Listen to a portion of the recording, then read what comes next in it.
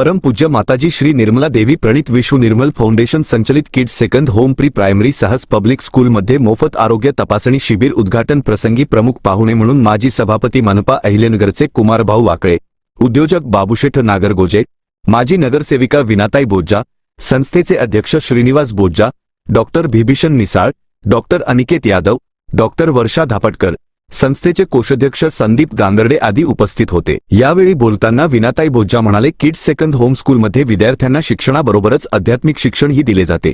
यामुळे विद्यार्थ्यांमध्ये चांगले गुण प्रस्थापित होतात। प्रत्येक वेळेस शाळेत मोफत आरोग्य शिबिर ही घेतली जातात, ही कौतुकास्पद गोष्ट असून इतर शाळांनाही हे गुण अंगी करावे असे आवाहन केले। यावेळी बोलताना कुमारभाऊ वाकळे म्हणाले, बोरेगावमध्ये किड्स सेकंड स्कूलने आपले नाव लौकिक केले असून या शाळेमध्ये मोठ्या प्रमाणात विद्यार्थी शिक्षण घेत आहेत। या शाळेत विद्यार्थीसाठी पोषक असे वातावरण निर्मिती केली जाते, ही महत्त्वाची बाब आहे। कार्यक्रमाचे सुरुवातीस परमपूज्य माताजी श्री निर्मला देवी यांच्या प्रतिमेस हार अर्पण करून दीप प्रज्वलन करण्यात आले। कार्यक्रमानंतर डॉक्टर बिभीषण मिसाळ, डॉक्टर अनिकेत यादव व डॉक्टर वर्षा धापटकर यांनी सर्व विद्यार्थ्यांचे मोफत आरोग्य तपासणी करून औषधेही देण्यात आली। प्रास्ताविक संस्थेचे अध्यक्ष व सामाजिक कार्यकर्ते श्रीनिवास बोज्जा यांनी केले। पाहुण्यांचे स्वागत मुख्याध्यापिका संगीता गांगर्डे यांनी केले, तर आभार प्रदर्शन दीपाली हजारे यांनी मानले। कार्यक्रमाचे सूत्रसंचालन अर्चना भाटे यांनी केले। यावेळी विद्यार्थी व पालक वर्ग मोठ्या प्रमाणात उपस्थित होते।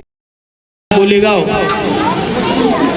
साईनगर या ठिकाणी kids second home pre primary school या शाळेमध्ये आज मोफत आरोग्य तपासणी शिबिर या ठिकाणी ठेवलेलं आहे। आणि या कार्यक्रमासाठी आपल्या भागातील ज्येष्ठ आपले सगळ्यांचे मार्गदर्शक उद्योगपती आणि आपल्या सोबत आता बोलेगावमध्ये राहणारे आहेत असे बाबूशेठजी नागरगोजे आणि दुसरे आमचे मित्र, त्यांचे वडील माझे मित्र आहेत डॉक्टर मिसाळ म्हणून, म्हणजे डॉक्टर साहेब माझं वय सारखं असून पण यांचे वडील माझे आधी मित्र आहेत। आमचे दुसरे सहकारी आमचे मोठे बंधू नाना बोज्जा साहेब आणि आमच्या ताई नगरसेविका विनाताई बोज्जा यांच्यासोबत आलेले सर्व सहकारी आणि या कार्यक्रमासाठी मला आमंत्रित करणारे आपले या शाळेचे गांगुर्डे सर, सगळ्यांचं मी मनापासून आभार व्यक्त करतो। आता बऱ्याच दिवसाची आपल्या या शाळेकडं येताना रस्त्याची थोडी अडचण होती। मला बऱ्याचदा नानांनी या रस्त्यासाठी मला सांगितलं की भाऊ आमच्या शाळेसमोरचा रस्ता एक करून द्या, आणि अतिशय दर्जेदार चांगला रोड नाना तुम्ही आता पाहिला असेल का तो झालेला आहे। आणि आपल्या या पालकांची, आपल्या भागातल्या लहान मुलांची गैरसोय व्हावी नाही म्हणून आपले नागरगोजे साहेब असते, मी असेल, आम्ही आमदार साहेबांकडे त्याचा पाठपुरावा केला आणि आमदार साहेबांनी आपल्याला एक 38 लाख रुपयाचा अतिशय चांगला रस्ता, कारण हा रस्ता बोलेगावचा मुख्य रस्ता आणि भगवान बाबा चौकातला राघवेंद्र स्वामी नगरचा रस्ता याला जोडणारा रस्ता आहे, जेणेकरून या सर्व ज्या आपल्या भागातली ज्या कॉलनी आहे तर त्यांना जाणे येण्यासाठी हा सगळ्यात महत्त्वाचा रस्ता आहे। सकाळी पण आपण ज्यावेळेस पाहतो शाळा भरलेली असते त्यावेळेस सुद्धा पालक आणि भरपूर विद्यार्थ्यांची संख्या या ठिकाणी असते। आपण पावसाळ्यामध्ये बऱ्याच जणांनी पाहिला असेल का हा रस्ता या गिरणीच्या पुढे बंदच झालता, इकडून येता येत नव्हतं, तिकडच्यांना तिकडे जाता येत नव्हतं, पण आज आपण तिथं ड्रेनेज लाईन असेल, रस्ते असेल, हे सगळं या ठिकाणी केलेलं आहे। आणि अजूनही नाना काही शाळेचं काम असेल किंवा आपल्या या पालकांच्या सोयीसाठी काही काम असेल तर आम्हाला सांगा, आम्ही या ठिकाणी ती सोय आपल्या महानगरपालिकेच्या माध्यमातून, आपल्या शहराचे आमदार संग्रामभाईंच्या माध्यमातून ही या ठिकाणी करून देऊ हा शब्द या ठिकाणी देतो। आणि अतिशय स्तुत्य कार्यक्रम मोफत आरोग्य तपासणी शिबिर, कारण बऱ्याचदा असं होतं का आपण थोडा आजारी असल्यावर आपण काही लगेच डॉक्टरांकडे जात नाही, पण त्याच्यामध्ये काय होतं की हळूहळू तो आजार आपल्या शरीरामध्ये वाढला जातो। पण वेळेत जर आपण तपासणी केली, त्या तपासणीत तो आजार सापडला, त्याचं निदान लवकर झालं, त्याच्यावर उपचार सुद्धा साधा आणि सोपा असतो। त्यामुळं आपल्या प्रभागाच्या वतीने आपण मिसाळ डॉक्टरांचे सुद्धा, इतर त्यांच्या सर्व सहकारी डॉक्टरांचे सुद्धा मनापासून आभार व्यक्त करू का त्यांनी हा कार्यक्रम अतिशय चांगल्या पद्धतीने या ठिकाणी दिला। आणि या शिबिराला शुभेच्छा देऊन पुढं एक महानिर्वाणचा डॉक्टर बाबासाहेब आंबेडकरांच्या महानिर्वाणाचा आज बऱ्याच ठिकाणी कार्यक्रम आहे, त्या ठिकाणी जायचंय, त्याबद्दल मी तुमची सगळ्यांची क्षमा मागून रजा घेतो। डॉक्टर बाबासाहेब आंबेडकर महानिर्वाण दिन, तसेच आज आपल्या किड सेकंड होम प्री प्रायमरी स्कूलच्या मोफत आरोग्य तपासणी शिबिरासाठी उपस्थित असलेले या भागातील लाडके नगरसेवक सभापती मनपा अहिल्यानगर कुमार भाऊ वाकळे, तसेच या भागात नवीनच आता या निवडणुकीसाठी उभे राहणारे बाबूशेठ नागरगोजे उद्योजक, तसे 7 वर्षापासून या भागामध्ये आम्ही एक सामाजिक बांधिलकी म्हणून ही शाळा सुरू केलेली असून लवकरच आपण या शाळेच्या स्वमालकीच्या जागेत आपण जाणार आहोत आणि ही आपल्यासाठी एक अभिमानाची गोष्ट आहे. आपण शाळेच्या शिक्षणाबरोबरच विद्यार्थ्यांना आध्यात्मिक शिक्षण सुद्धा या ठिकाणी आपण देत असतो. एवढेच नव्हे तर आपण प्रत्येक विद्यार्थ्याची आरोग्याची काळजी घ्यायची म्हणून वर्षातून 2 वेळेस आपण आरोग्य शिबिर या शाळेमध्ये आपण घेत असतो. मी या ठिकाणी सर्व पालक वर्गांना एवढं सांगू इच्छितो की आपण आपल्या मुलाचं भवितव्य आमच्यावर सोडून द्या, आमच्यावर विश्वास ठेवा. आम्ही या ठिकाणी माताजींच्या कृपेमध्ये मुलांचं भवितव्य नक्कीच यशस्वीपणे घडवू. या ठिकाणी आलेले सर्व पाहुण्यांचं पुन्हा एकदा मी या शाळेच्या वतीनं स्वागत करतो व थांबतो. धन्यवाद. आरोग्य म्हणजे काय? आरोग्य म्हणजे नुसतं रोगापासून मुक्ती म्हणजे आरोग्य नाही, तर आरोग्य म्हणजे जे की सामाजिक, शारीरिक आणि मानसिक दृष्ट्या स्वास्थ्य असणे, निरोगी असणे म्हणजे आरोग्य.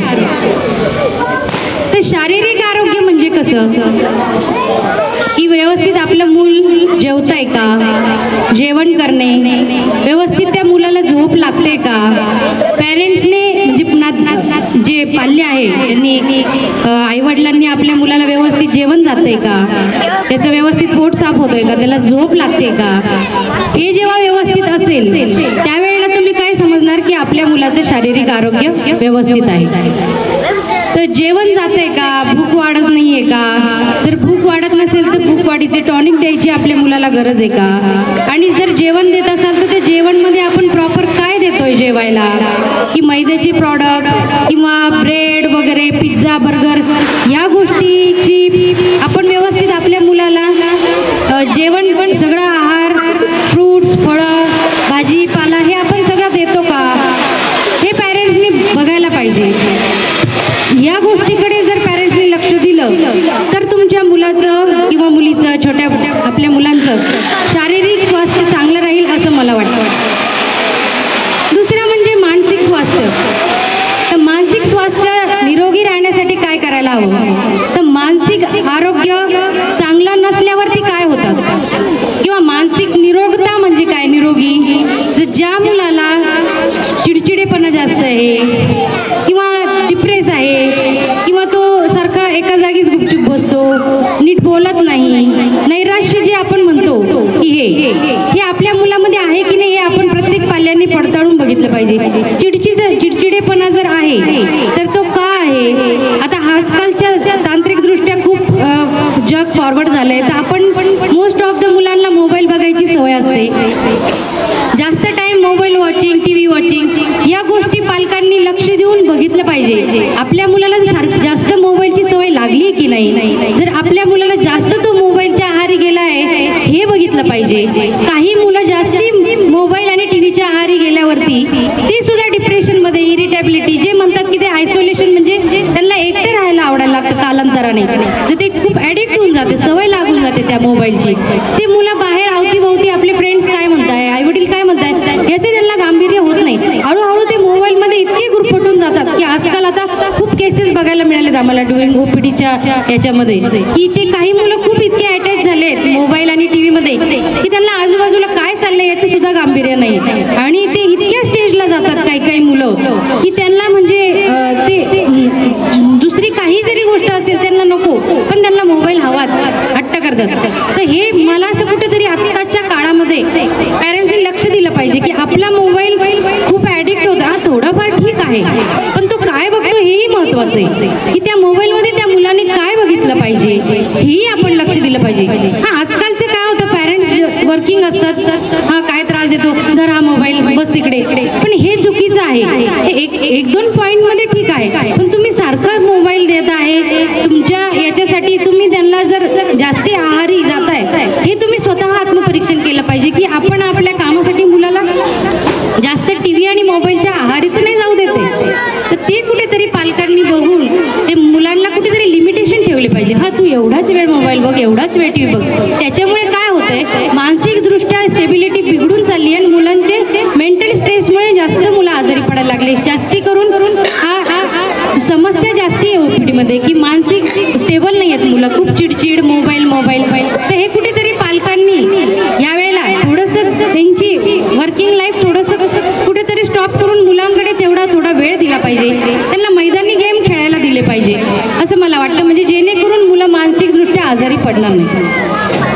आणि सामाजिक आरोग्य, तिसरं म्हणजे सामाजिक आरोग्य म्हटलं तर आपल्या सामाजिक आजूबाजूचा परिसर कसा आहे किंवा आपण तो कसा व्यवस्थित आनंदी मिळाला पाहिजे. तसं की पण गांगुर्डे सरांचं शाळेमध्ये परिसर मात्र खूप खेळीमेळीचा असतो, हे मला खूप प्रकर्षाने जाणवतं. मी त्यांच्या व्हॉट्सअपला स्टेटस वगैरे बघते ना, की ते लहान मुलांचं मन रमवण्यासाठी हे अत्यंत गरजेचं आहे, जे की गांगुर्डे सर सगळ्या गोष्टी शाळेमध्ये करतात. की जसं की सगळे सणवार साजरी करणं, मुलांना तेही संस्कार सुद्धा हे शाळेतून देणं खूप गरजेचं आहे. जे की गांगुर्डे सर काही हे करतात की आज सण आहे, दहीहंडी आहे किंवा रॅली आहे, शिवजयंती आहे, आंबेडकर जयंती आहे. मुलांनाही ते कळलं पाहिजे कोण पुरुष होऊन गेलेत, महापुरुषांचं काय महत्त्व आहे. हे सुद्धा गांगुर्डे सर खूप छानरित्या कार्यक्रम आयोजतात शाळेमध्ये, मला माहिती आहे. याच्याबद्दल मला खूप आनंद आहे. तुम्ही असेच मुलांवरती खेळीमेळीचं वातावरण ठेवावं अशी माझी इच्छा आहे.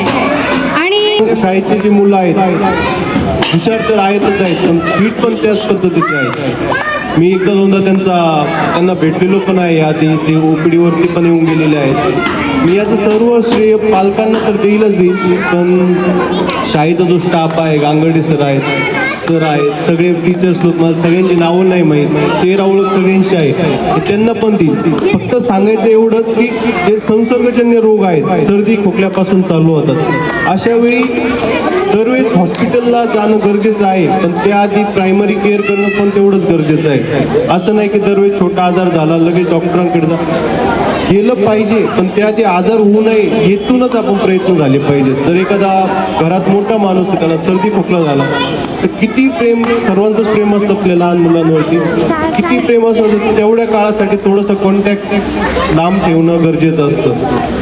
त्यानंतर सीझन वाईज किंवा जर व्हायरल आलं, सगळ्यांनाच समजतं की व्हायरल आजार आलेला आहे, अशा वेळी पदार्थ तेलकट, आंबट, तिखट ह्या गोष्टी टाळणंही तेवढंच महत्त्वाचं आहे. दुसरी गोष्ट, आजूबाजूला आता एक हँड फूट माउथ डिसीज म्हणून आलेला आहे, लहान मुलांवरती बारीक पुरळही आल्यासारखं. या आजारासाठी विशेष ट्रीटमेंटची गरज नसते, फक्त काय की 6 ते 7 दिवस त्याचं जे त्याला बाळाला आवश्यक मल्टीव्हिटॅमिन आहेत,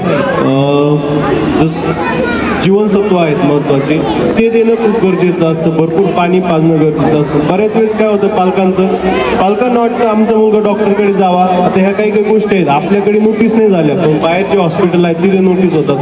की पालकांची एक इच्छा असते की आमचा मुलगा दवाखान्यात गेला, तिथून आल्यास नीट झाला पाहिजे. पण ही जबाबदारी जी डॉक्टरची आहे ती 5 ते 10% आहे. 90 ते 95% जबाबदारी तुमचीच आहे. तुम्ही लहानपणापासून त्यांना काय खाऊन पिऊ घातलंय, त्याची जीवनशक्ती कशी आहे, त्याची रोगप्रतिकारक शक्ती कशी, या सगळ्या गोष्टींवरती पाल्याचं आपलंही आरोग्य डिपेंड करतं. एवढंच बोललं, तुम्ही फिट राहा, बाळांना फिट ठेवा. हा कॅम्प घेण्याची पण जास्त गरज नाही, कारण सगळेच फिट दिसत आहेत, सगळेच हुशार आहेत. तरी आपण एक छोटासा प्रयत्न म्हणून सरांची इच्छा वगैरे त्यामुळे ठेवतोय. धन्यवाद. पण मी आता शिकतोय, थोडासा समजून घ्यायचा. वर्षा मॅमनी खूप काही पॉईंट एकदम क्लिअरली एक्सप्लेन केले, एकदमच सुंदर वेनी एक्सप्लेन केले. पण मी डेली प्रॅक्टिसमध्ये बघितलं आहे की जेव्हा पण बाळ आजारी असतो, म्हणजे जे संसर्गजनक आजार असतात, वासामुळे पसरतात, पालक जेव्हा पण बाळ आजारी असतो, पालक त्यांना घरी नाही ठेवत, त्यांना पाठवून देतात शाळेत. तर ते एक थोडासा मेजर ड्रॉबॅक आहे की जेव्हा पण तुमचा बाळ आजारी आहे तर तुमच्यामुळे दुसऱ्याचं बाळ आजारी नाही झालं पाहिजे, याची काळजी घ्या. आणि आहार म्हणजे सवय ही घरापासूनच सुरू होते. तर जे तुम्ही खाणार त्यांच्यासमोर ते खाणार. तर सकाळी उठून एखादा अंजीर खजूर ह्याची सवय टाकायची बाळांना. तर मॅडमनी खूप काही कव्हर केलं आहे आणि एवढंच होता. थँक्यू. कार्यक्रम यशस्वी होण्यासाठी रुपाली जोशी, अर्चना चव्हाण, अर्चना भाटे, अनिता गायकवाड, सुनंदा गाडे, लीना काळे, शाळा व्यवस्थापक शुभम हुले सर आदींनी परिश्रम घेतले. प्रतिनिधी यतीन कांबळे, अहिल्यानगर.